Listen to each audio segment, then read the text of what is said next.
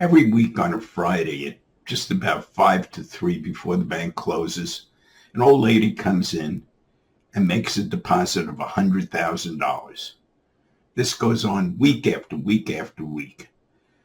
And finally, one of the tellers tells the president of the bank about it. The president of the bank is very interested. So the following Friday, he goes down to watch. Sure enough, just before the bank closes, the old lady comes in, deposits $100,000. Well, the president of the bank is curious, so he goes over to the woman and he says, every week you deposit $100,000. What's going on? Where do you get this money from?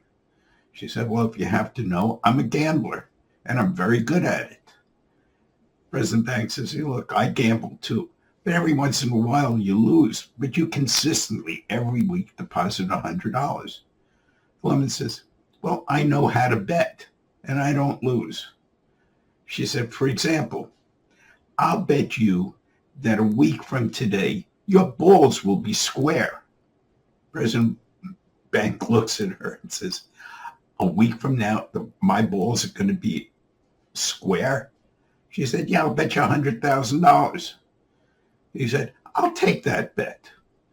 Well, as the days go by, he's starting to get a little nervous, and he just keeps checking himself, and everything feels normal. Finally, the next Friday comes. It's approaching 3 o'clock. Sure enough, the woman comes in, and the president of the bank sees her, and he says, think you're going to lose the bet this week? She says, I'm not so sure about that. He says, well, I just checked.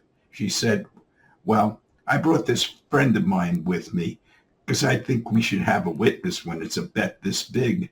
And let's go into your office and check. So they go into his office and the president reaches into his pants. He checks. He says, now everything's normal. She said, well, I have to make sure for myself. So the president Bank says, okay, go ahead. So she reaches into his pants and she says, yep, guess you're right. You win.